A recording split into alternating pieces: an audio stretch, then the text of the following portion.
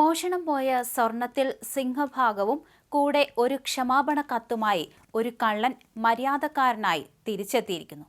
കഴിഞ്ഞ മെയ് 8 രാത്രി 12:50 ഗുരുവായൂർ അരിയന്നൂരിലെ പോക്കാക്കില്ലത്ത് കുഞ്ഞ് മുഹമ്മദിന്റെ വീട്ടിൽ മോഷണം നടന്നത്. 10 പവനോളം സ്വർണം മോഷണം പോയിരുന്നു. ഡോക്ടർമാരായ കുഞ്ഞ് മുഹമ്മദിന്റെ മകൾ ബുഷറയും മരുമകൻ അബൂബക്കർ മുഹമ്മദ് റാഫിയും ഉറങ്ങിക്കിടന്ന മുറിയോട് ചേർന്നുള്ള ഹാളിലെ അലമാരയിൽ നിന്നാണ് കള്ളൻ സ്വർണവുമായി കടന്നത്. വീട്ടുകാർക്ക് പൂട്ടാൻ മറന്ന വാതിലുകൾ ഒരുപക്ഷെ കള്ളന് വഴിയൊരുക്കി. എന്നാൽ ആ കള്ളൻ തികച്ചും ഒരു മാന്യൻ ആയിരുന്നു എന്ന് തെളിയിച്ചുകൊണ്ട് തിങ്കളാഴ്ച രാവിലെ വീട്ടുകാർ കണ്ടത് വീടിന്റെ ഗേറ്റിനുള്ളിൽ ഭദ്രമായി പൊതിഞ്ഞ ഒരു പാക്കറ്റാണ്. 10 പവൻ സ്വർണത്തിൽ 8 പവനും കൂടെ അക്ഷരപ്പിശകുള്ള ഖേദപ്രകടനത്തോടെയുള്ള ഒരു കത്ത്. സാർ, ഞാൻ ചെയ്തത് തെറ്റ്, മാപ്പാക്കണം. ഞാനിതിൽ 2 പവൻ എടുത്തു വിറ്റു. കേസ് പിൻവലിക്കുക.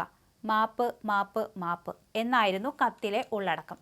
വിറ്റ 2 പവൻ തിരിച്ചു തരാമെന്നും അവ്യക്തമായി കത്തിൽ രേഖപ്പെടുത്തിയിരുന്നു അത്രേ. ഒരു മാലയും ഒരു ജോഡി കമ്മലും ഒഴികെയുള്ള സ്വർണ്ണാഭരണങ്ങൾ തിരിച്ചു കിട്ടി എന്നോർക്കണം. വീടിന്റെ പുറത്ത് CCTV ഇല്ലാത്തതിനാൽ കള്ളൻ സ്വർണം തിരികെ വെച്ച ദൃശ്യങ്ങൾ കിട്ടിയില്ല. പക്ഷേ മോഷണം നടന്നയുടൻ പ്രചരിച്ച CCTV ദൃശ്യങ്ങൾ കള്ളനെ കുടുക്കുമെന്നുറപ്പായതാണ് ഈ ക്ഷമാപണ നാടകത്തിന് പിന്നിലെന്നാണ് പോലീസിന്റെ നിഗമനം.